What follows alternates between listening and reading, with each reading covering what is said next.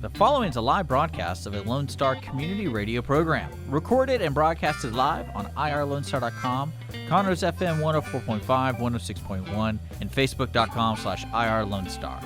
For more information on this show, please visit our show page at irlonestar.com/shows. To sponsor or donate to this program, visit our donate page at irlonestar.com/donate, or email us at lscrstudios@gmail.com, or give us a call at 936-666-1084. Lone Star Community Radio production and broadcast is possible by folks like you. So sponsor and donate today. You are listening to Lone Star Community Radio on 104.5 KCZW LP Conroe and 106.1 KZCC LP Conroe, and worldwide on irlonestar.com.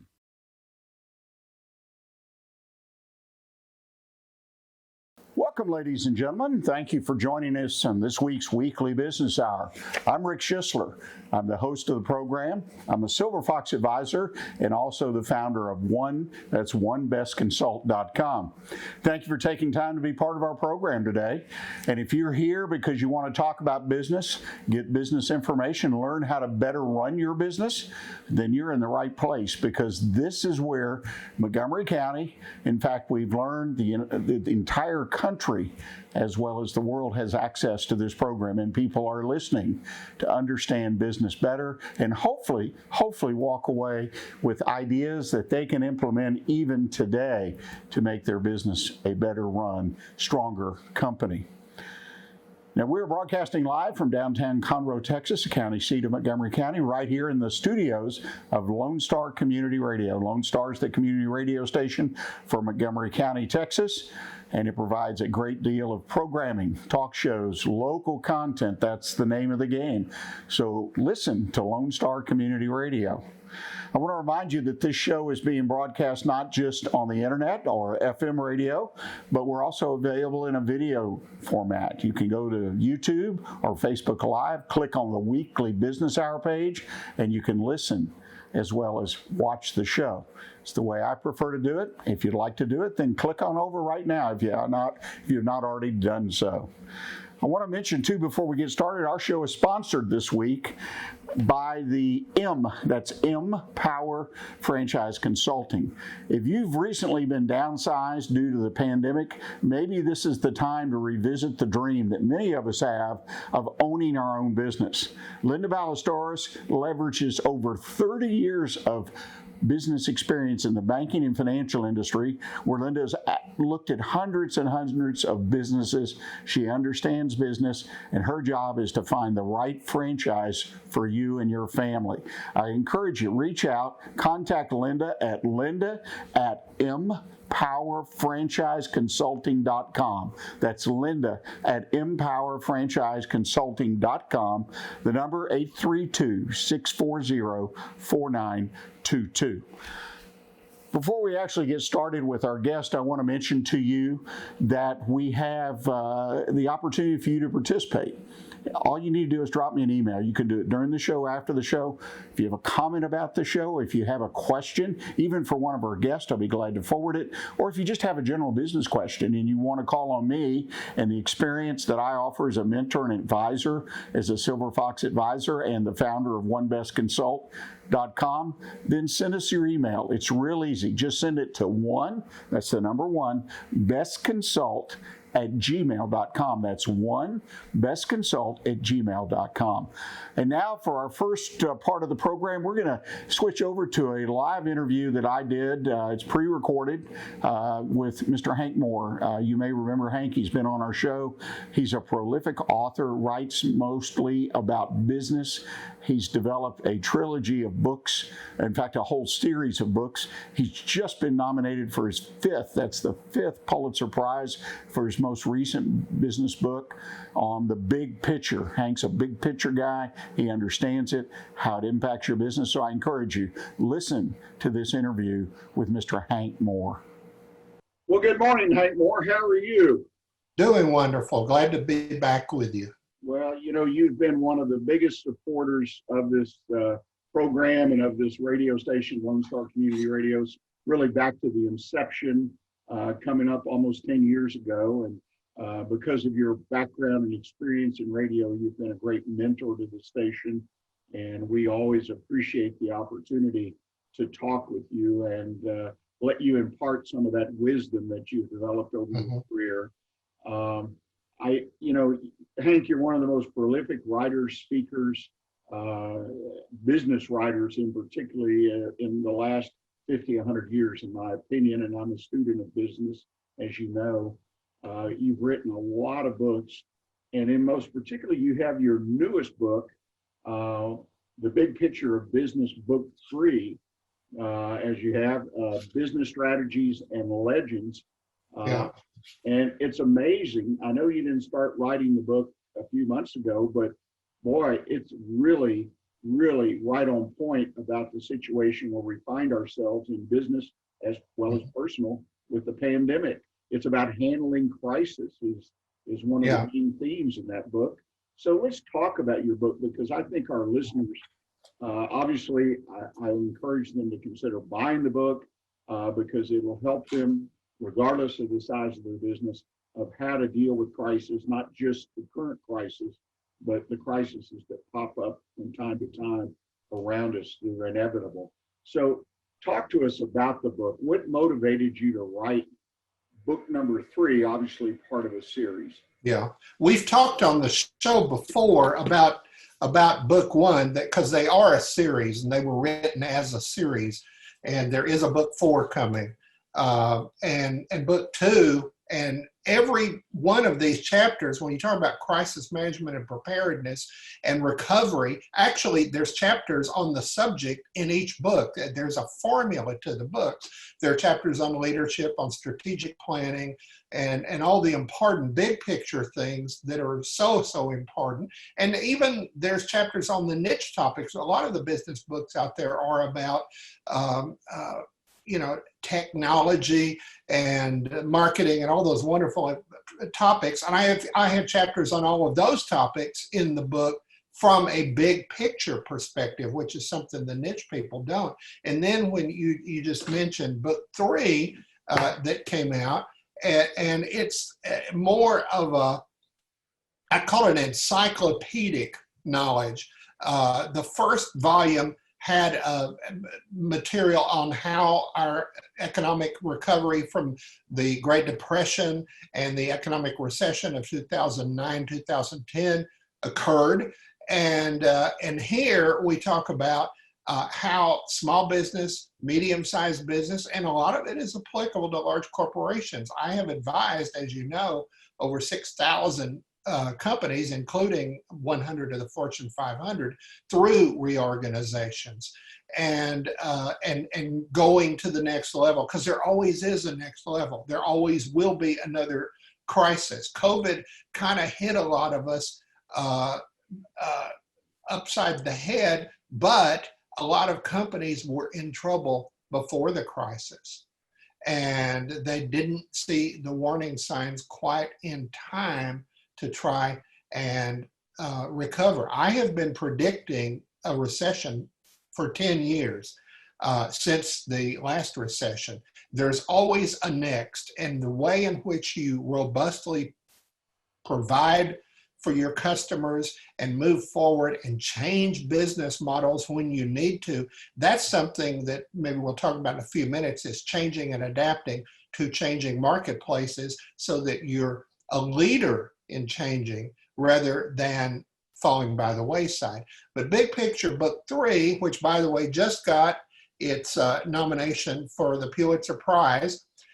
It was my 5th in a row. Big Picture Book 1 was nominated, Big Picture Book 2 was nominated, and the 2 other books in the series were also nominated. The previous books are books we've talked about on the show before, Nonprofit Legends and Pop Icons and Business Legends. They were all written as a series. Business has to be looked at as a continuum rather than a bunch of one-off topics. You can address one-off topics later in terms of the bigger picture, But I think the main thing is that people listening to this program, and really people that listen to your show all the time, agree on, is that planning for what's next is really, really important. And the art and skill with which you do it makes your business more successful.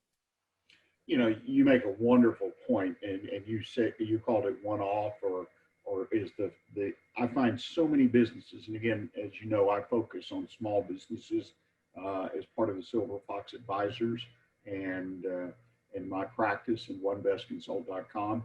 And I love small business and I study it. That's one reason I'm a disciple of the big picture, because it's so important. But people have a tendency in their business to focus on one thing and one thing only for a time, whether it's marketing or whether it be leadership or whether it be training their employees, and they lose sight of the big picture.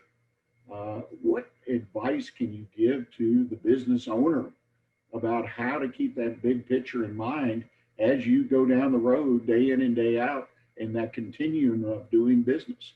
First of all, see what a big picture looks like for you. Write it down and refine it. You can't do it by yourself. You need to have advisors, as we know, with Silver Fox Advisors, with the CEO Roundtable. But sometimes you just need to have an expert come in. A large part of what I do is one-time second opinion consulting. There are companies that do that too. We can call them McKinsey and others that'll come in, although they will frequently recommend systems that they have to come in and implement. But someone has to look at what you did right and what you did wrong. I think most small business people, I love small businesses. As I say, I've worked with all sizes. I've reorganized Disney, Marriott, Hewlett Packard, AT&T, Texaco, big companies. But I love the small businesses because they can change on a dime. The average principal in a small business wears about 10 hats every day. And guess what? They're pretty darn good at 8 of them. They don't quite recognize it as such. I don't want to say blessing in disguise necessarily from a downturn in the economy, but there are opportunities. Once you get over the shock, once you get over the worry, and you don't ever get over it entirely, you see opportunities for the next level, the next opportunity. And the main part about it is that I advise businesses, and I do that every day in these credible second opinions, is, are you really in the right business for the right reason? Just because you started in an industry doesn't mean that's all you do. And I've made that observation to the bigger companies. Just because they started in the XYZ business, they're probably not going to wind up in it. And some businesses, when people talk about small business right now, restaurants get a lot of attention. Unfortunately, year after year after year, COVID or not, restaurants have a 90% failure rate because a lot of them are put together based on an ego, not a business concept. And so you get real married to certain ideas because they were your original idea. Well, that and $3 will get you a cup of coffee. It's important to be flexible. One of the things I also recommend is don't give up the old ideas necessarily, give them different coats of paint. Maybe your business model changed 5 or 10 years ago and you didn't recognize it. So part of it is the recognition. A lot of the businesses out there, if you look right in front of our nose, the answers are right around us, but we can't always see them. We need to sometimes have objective opinion. That could include customers.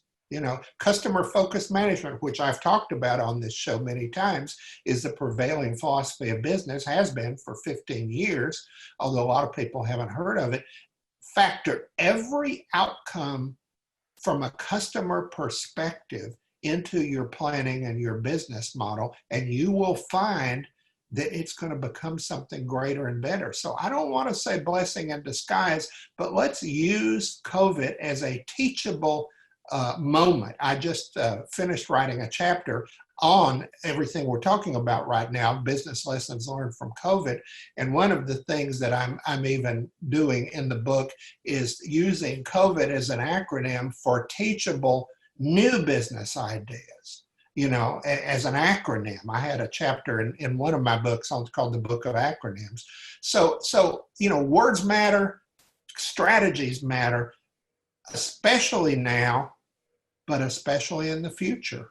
You know, after all, in another chapter that I've talked about before, the future has moved and left no forwarding address. The moving of it got more accentuated because of the current crisis. Things are not over for business. I really believe some of the best opportunities have yet to be created and mined and structured.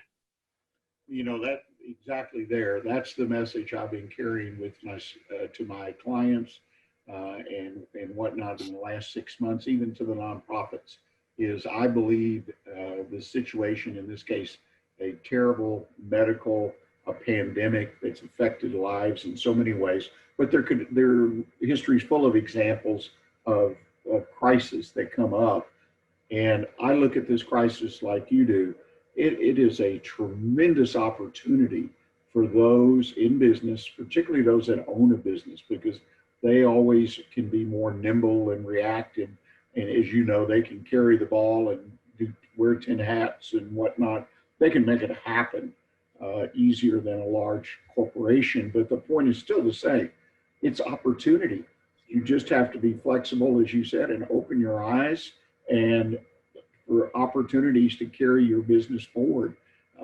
It's an encouragement, I mean, to me, and that's what I'm trying to message to all of the folks I come in contact with that run nonprofits or run businesses, small businesses, whatnot. And you know what? It's funny. I have seen, I mean, just amazing examples of people, nonprofits and for-profits, that have grabbed a hold of this and changing what they're doing in small ways, how they do it, what they do, still delivering on their mission. And in my opinion, they're going to be not only a survivor, like you say, they're going to be a leader in the market. And I think this encouragement is important for us. In Big Picture Book 1, I had a chapter on all the lessons we should have learned from the Great Depression. I had another chapter on everything we should have learned from the dot-com bust and from the recession of 2009, 2010. And then you get into other kinds of recessions that were, shall we say, crises of people's making. There's different kinds of crises. There's research tells us that 85% of the time in your business planning, if you will plan for a variety of crises, 85% of the time you will avert them. I mean, a crisis for a small business could be a cash flow temporarily, a loss of a supplier, an unexpected lawsuit, a marketplace going south. I have advised, the dairy industry up in Wisconsin and the wine industry in California. And sometimes eventualities happen not of your making, but the way you recover is of your making. Yeah, recovery is obviously a major step in so many places. Let's back up a little bit. You mentioned restaurants, high risk of failure, 90% fail.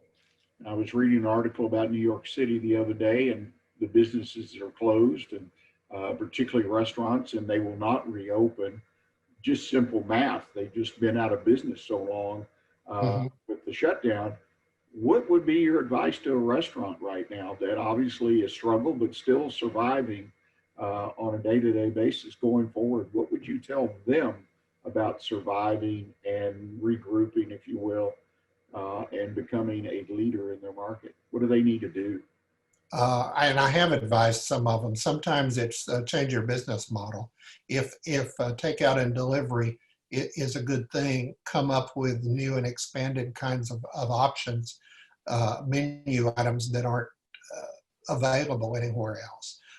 put together online, shall we say, collaborations where you can market the food tastes. There's certain things that we all love in different cities, and they're not available everywhere else. I had actually done a variation of that years ago when I advised the city of Houston airport system at converting its food court concept from a one or two vendor operation to bringing in tastes of things. And we did focus groups, and we proved that kinds of food that you never got at the airport before were suddenly available. That would be the best part of that, but also find new and creative ways. I've advised restaurants on creative ways of working with grocery stores, which are still open.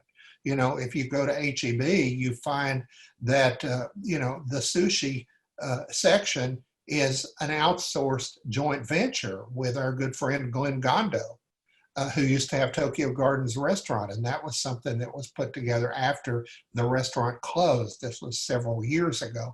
But you can find new and creative ways. There's 4 ways of running a business, be it successful or not. That you can either, number one, create a new widget, create a new product that hasn't existed necessarily before. Number 2, you can refine other products, and that happens a lot in the restaurant industry. Restaurant chains like Pappas didn't create the restaurant concepts, they refined them from other people and made them more and better and bigger. And then the third area is to create new products and services. And the fourth area, which I have talked about on this show before, is collaborations, joint venturing, and partnering, and especially in the restaurant industry, especially in the nonprofit sector. I've put nonprofit organizations together when they were at a crossroads. I remember doing that with I facilitated the merger of Houston Child Guidance Center into DePelch Children's Center, and nonprofits have to operate on business models. And in the case of Baker Ripley, when they started acquiring other agencies, it happens. It's happened for a number of years, and it will continue happening. And part of the thing I talk about these case studies, and in the interest of time, I can't go into most of them, but I have on other shows, is we learn from what the other people did when times were bad and when times were good. Sometimes your best opportunities is we get on what I call right now the dirty side of the epidemic. That doesn't mean the epidemic is over and it's not taken care of, but as you do the climb economically upward, you create opportunities that you might not have thought of at the beginning of the epidemic. I hope you've enjoyed the first part of that interview with Hank Moore. A lot of good information there. We're going to take a short commercial break, and when we come back, we're going to continue that interview because Hank has a lot more to say that I think that can help you in your business, not only today, but in the future as you build a better, stronger business. So please stay with us. We'll be right back. The COVID pandemic has caused major shifts in business ownership and employment status. Linda Ballesteros can provide new opportunities for employees, employers, business owners, and entrepreneurs. Linda leverages her 30-plus year career in banking to provide franchising opportunities to those seeking to succeed in a post-COVID world. Contact 832-640-4922 or email Linda at mpowerfranchiseconsulting.com. That's Linda at the letter M, powerfranchiseconsulting.com. Well, let's kind of shift gears here for a minute if we can. One of the things that always pops out at me, and I have people approach me about it, is setting benchmarks is what you call it. I think I call it the same thing. In other words, we decide we want to move forward, we want to survive, perhaps we want to thrive, we want to push it to high gear. But the use of planning and benchmarks, talk to us a little bit about that, because you mentioned and cover some of that in the books you've written. I happen to think it's an important thing. In fact, I talked about it on my show earlier this week. What is your position on benchmarks and how important they are to your plan and so on and so forth. In fact, there is in book 3 a chapter on that subject. There is a benchmark chapter in each book, obviously, because there's a formula. There's all the major topics have chapters in each book. It's a continuum. But what I said in this book is that the benchmarks have to they've got to be focused on changes in the marketplace. Look at who went out of business and see what pieces of their business model you can adapt. Some of the best ideas are adapted from other companies. I've been involved in writing lots of strategic plans for companies. One of the first things we look at, we look at who we want as a customer, but we look at who we don't want as a customer. You really can't keep going down the rabbit holes. That was a chapter in book 2 on rabbit holes, and it's all the things that businesses do. They go off in directions that they don't know where they're going, and they've wasted a lot of time and effort. So the one thing you want to do is tie those benchmarks into what you've done over the last 2, 3, 4, 5 years. You would do that as part of strategic planning. One of the blessings in disguise, if you want to call it that, from business during the pandemic era is businesses are having a renewed emphasis on planning and strategy and benchmarks. You can't know where you're going without knowing where you've been in such a way as to move forward. So you make those benchmarks very practical and very time sensitive. And you might even have those benchmarks in times of crisis be in more 6-month increments, whereas normally they'd be 1 and 2 year commitments. So I think it's compressing the things you would have done. The pandemic and other business crises, of which there have been many, have always put businesses at a crossroads where going forward is the best option. The question is, how do you measure how you're going forward? And you have to time it to each of the major parts. I've talked on this show before about my business tree concept, which was the title of one of my earlier books. And business tree is featured still in each of the current. The current series is the ultimate encyclopedia. It doesn't have reprints of stuff from the older books. It has updates of some of the concepts. In fact, what a lot of people ask me during interviews and during speaking engagements, they say, well, wait a minute, you've got the business tree. That's a great original model. What about your other business models? And there is one in there called The Future is Moved and Left No Forwarding Address, and that's how you adapt to the future. There's another one called The High Cost of Doing Nothing, and that was the title of an earlier book, and that model. So in this book, the opening chapter, people said, well, why don't you kind of do a compilation of all of your business models into one chapter? So I made that the opening chapter of this book, followed by a chapter where I took every concept of business from a niche perspective, marketing, technology, on and on and on and on, every wonderful topic, because they're all wonderful, but by themselves, they're not the big picture. So I basically redefined every business topic in terms of the big picture. And then the other chapter in this book that I'm real proud of, and a lot of people like, is chapter 6, which is an idea that I got at a Silver Fox meeting. We had a wonderful speaker named Dr. Stephen Kleinberg who talked about demographic changes in society as a result of the automobile. And I grabbed a piece of paper at the Silver Fox meeting and started outlining what became this chapter, and chapter 6. And it was titled the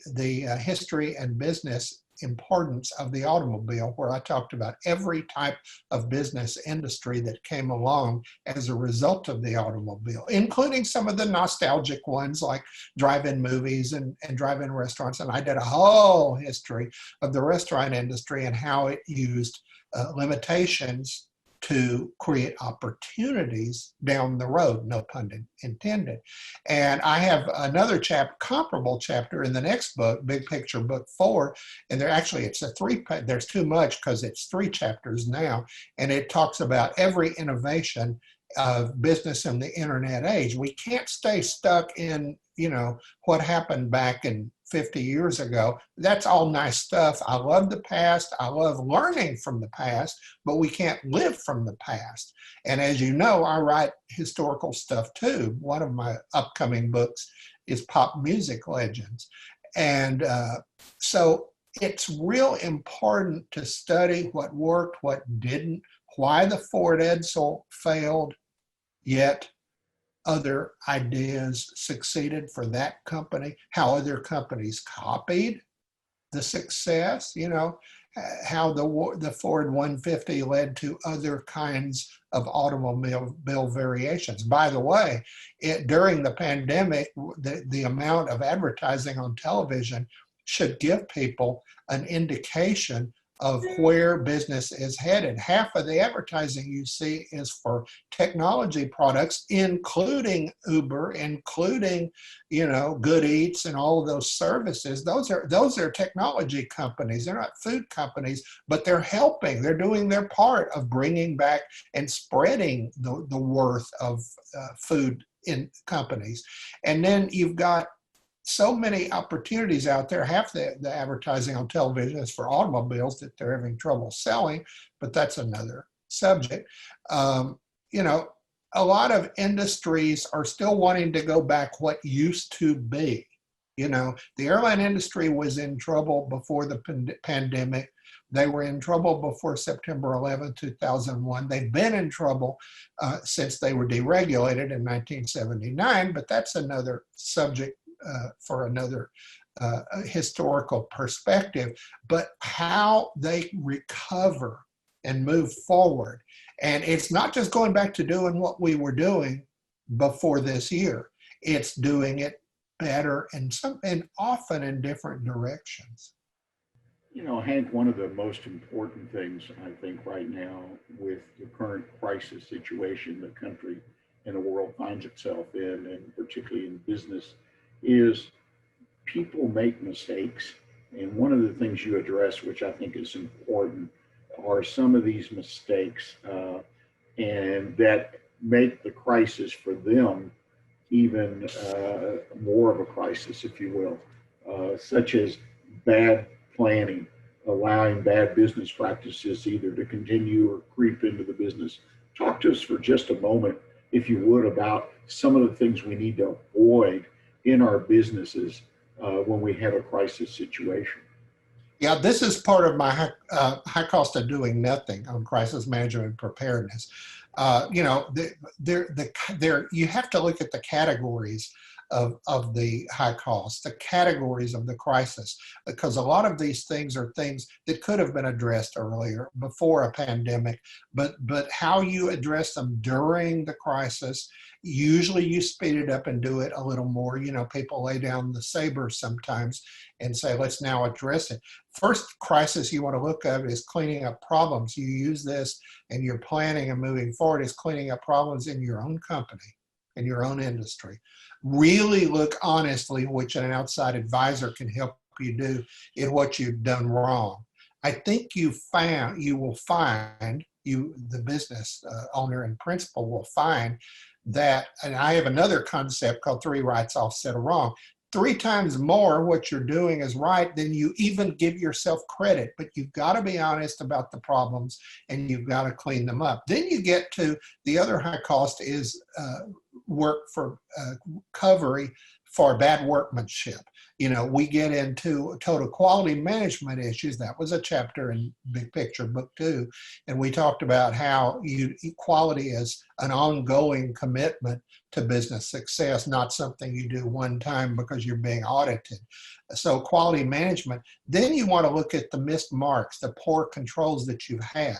You want to also look at what others in your industry have done wrong. That's your best thing. I have another chapter called The Fine Art of Failure in book 3, where we look honestly, not in our own failures necessarily, but those of others.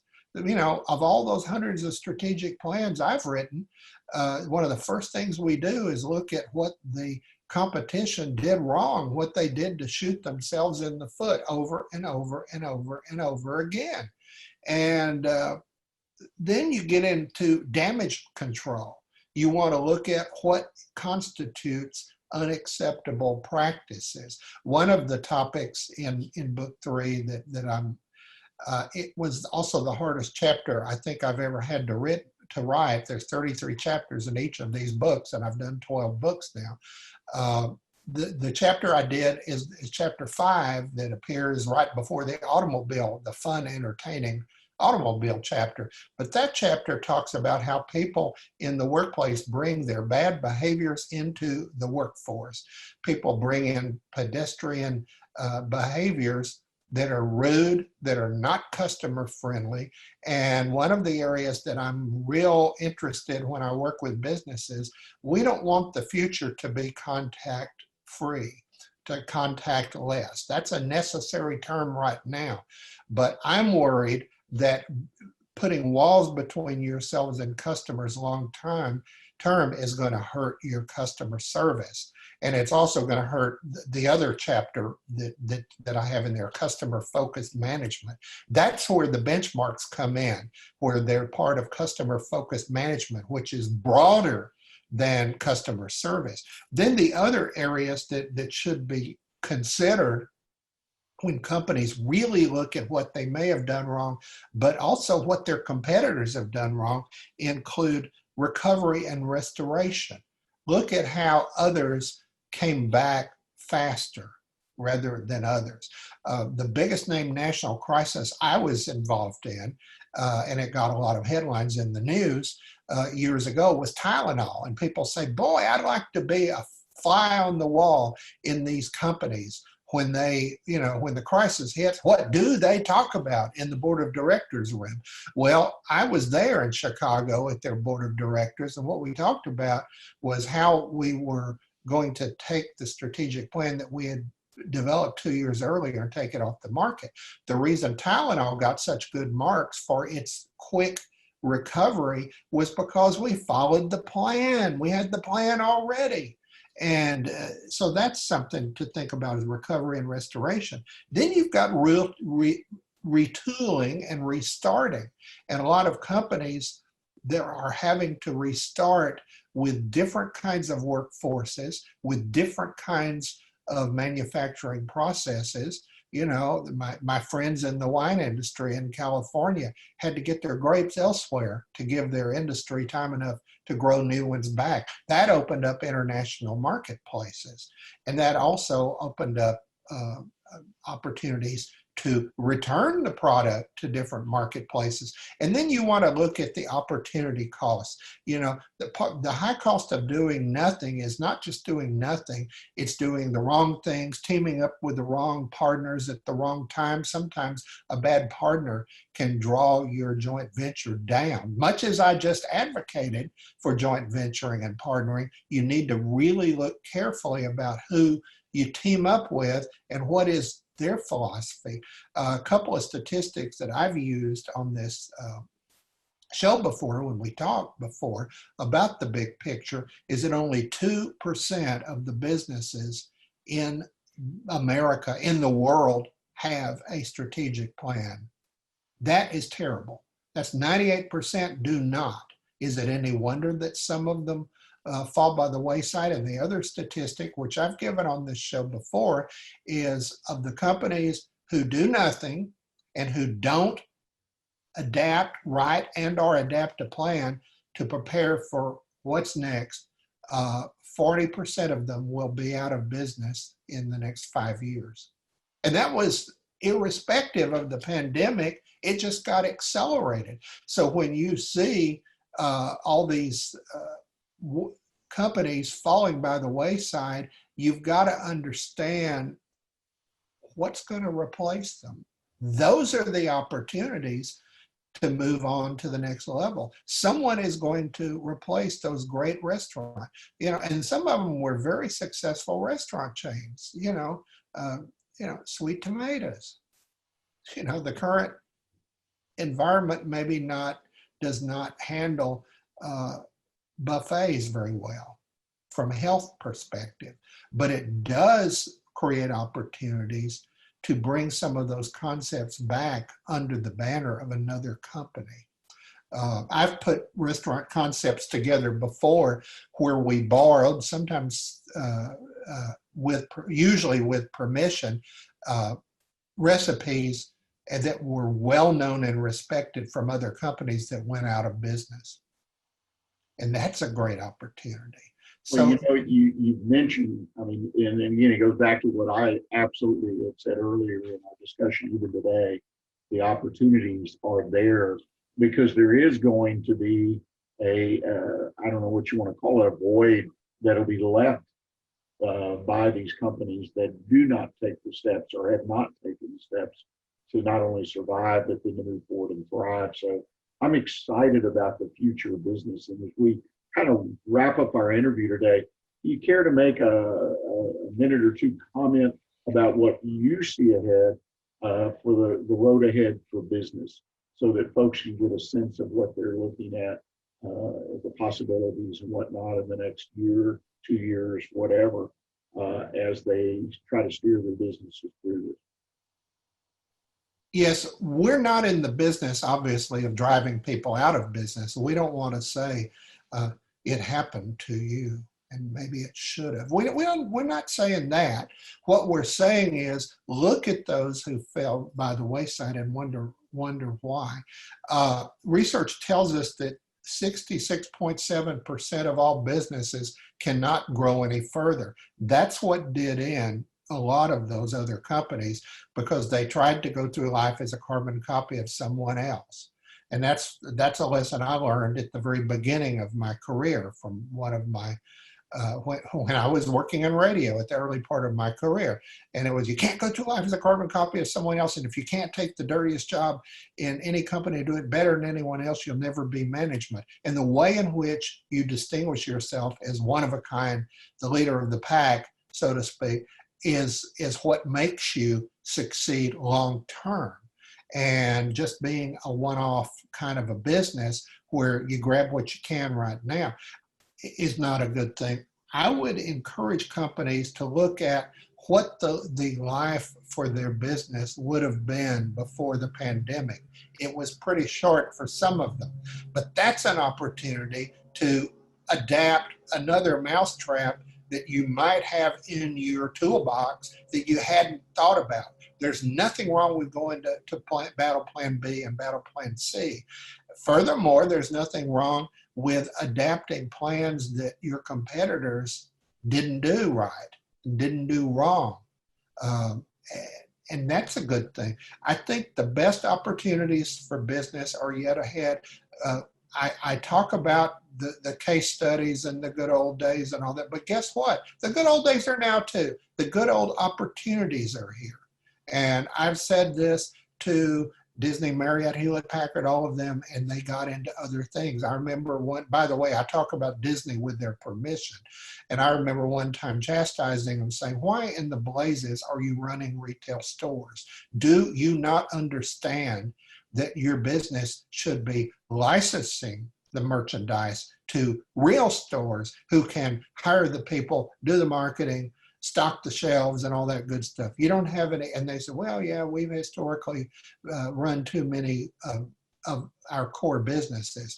They made that bridge and they are darn proud of it. And again, I don't talk out of school about clients, but that's one that's really changed. So my last couple of comments would be, please, everyone who's listening, put together a plan, even if it's a 2-page document, because you will find yourself, if you write it, you'll be part of that percentage that's going to succeed a little faster rather than later.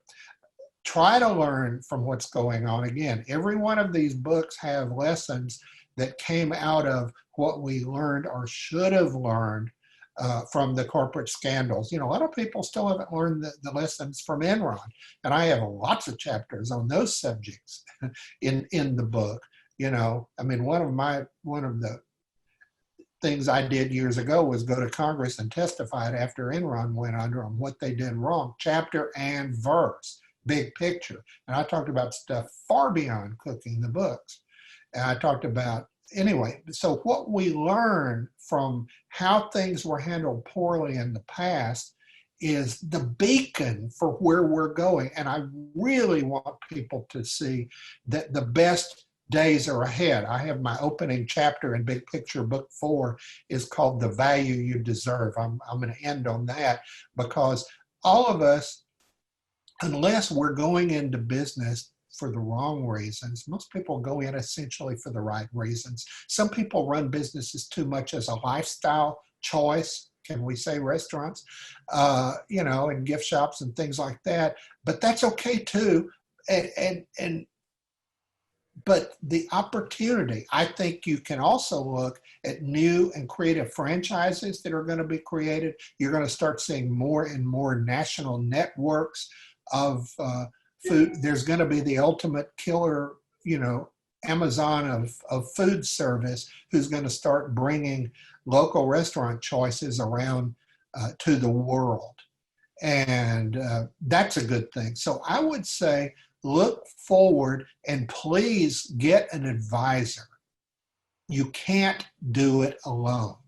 And the advisors can also be people in your own company. And I would also say, look at the qualities people are bringing in. I've done lots of focus groups with CEOs and a lot of things. I'll say, well, what do you think is the biggest challenge you have in your company? They say, you know what? Our employees are so headstrong. They're always coming in with good ideas, And I'll say, wait a minute, you need to bottle that. That's your corporate strategy. That's not a bad thing. Listen to the people, listen to the marketplace, and keep them loyal to you. And so those are the best things that I would suggest is look forward optimistically. The value that you and you and you and the audience deserve is not a handout, but an opportunity to move forward. It's not just a loan to tide you over of the current crisis. It's a repository of great ideas that you're going to take forward. There will be life after the pandemic. We just can't go back to what we think life was before. Everything changes. Every time you look at the business, every time it's a little different than what you looked at it for yesterday or last week. There's nothing more permanent than change. Yeah, the permanency of change is with us. Well, Hank, I want to thank you so much. You've given us a wonderful, almost an hour of discussion. I encourage folks to check out your books, particularly this series of books on business, the big picture. The Business Tree is my favorite and one of the most helpful things I've ever read. So again, Hank Moore, great writer, great speaker, and a man of wisdom who has guided so many corporations and businesses onto the next level of their success. Thank you, and I look forward to talking to you again in the future. Great pleasure. Keep advising people to be their best. Well, I hope you enjoyed that interview with Mr. Hank Moore. I plan to have him back in the future. In fact, if he keeps writing these business books and sharing the wisdom that he has and that he gathers from others that he interviews for the books, he will become a regular guest, let me tell you, on this program several times a year. So again, I encourage you to reach out, pick up his books. The most recent one that's been nominated, book 3 of The Big Picture of Business, is not quite available yet, but it's been nominated for the Pulitzer Prize. So it's going to be another great book with helpful ideas and tips for you in your business. Well, we're going to take our commercial break, and when we come back, I'm going to talk to you with my Silver Fox tip of the week. And that tip this week is going to be why it is so important to identify your ideal customer, particularly now. So If you haven't identified your ideal customer yet, you need to do it, and it's very, very important you do it sooner than later.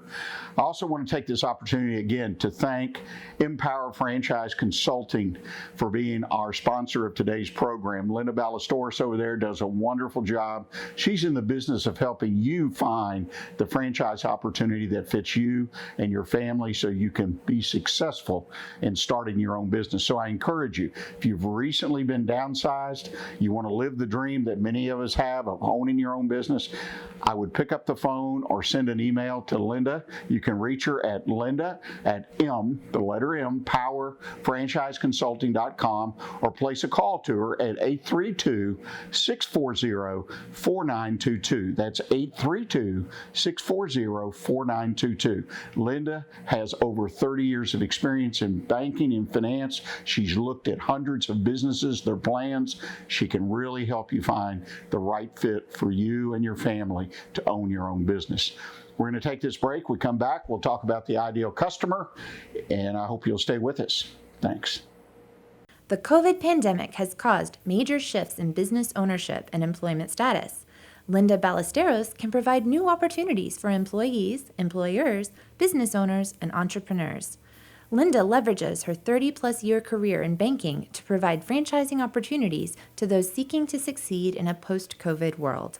Contact 832-640-4922 or email Linda at mpowerfranchiseconsulting.com. That's Linda at the letter M, powerfranchiseconsulting.com. Welcome back. Glad you've been with us through the program. I've got a few short minutes left in today's program, and I want to give you a few things to think about relating to your ideal customer. You know, it's even more important, as it seems like every year it gets more important, but with the recent pandemic and other economic challenges, for you and your business to identify the ideal customer. I think it starts first with visualizing. That's what I call it. Visualize what your ideal customer looks like. Pull out a pad and pencil or a computer and put down some simple statements or words that are identifiers, of what your ideal customer possesses. What are their characteristics? What are they looking for? In other words, kind of draw a picture, if you will. Not asking you to be an artist, but I'm asking you to visualize and put down on paper and think a little bit about what your ideal customer for you and your business today, what they look like. And this would be people who are already doing business with you. Not all your customers, just the ideal customer.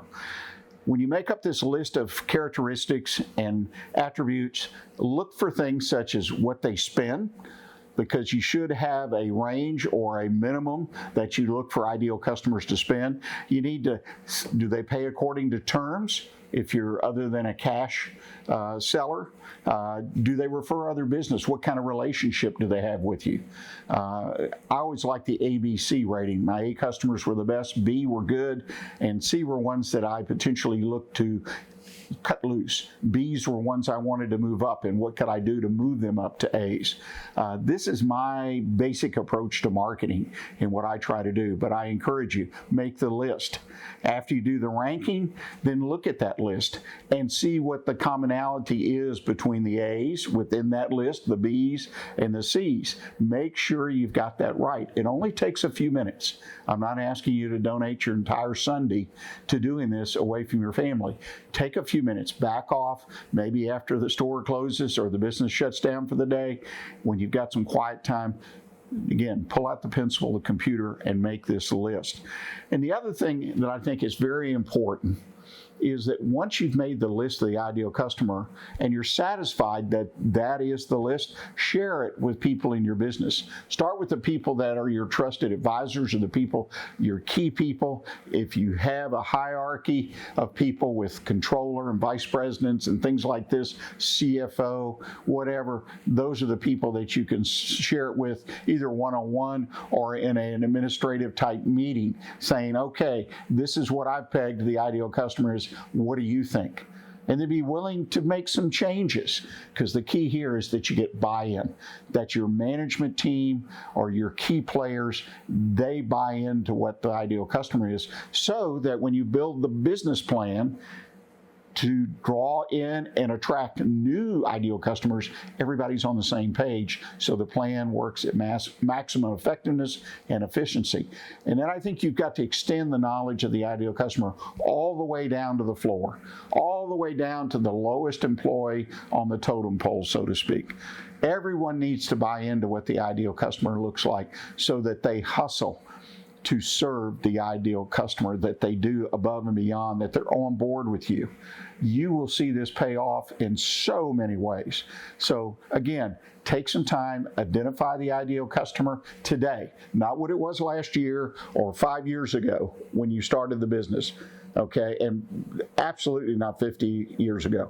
It's changed. It changes constantly. And the pandemic and the changes in the economy, they make it even tougher.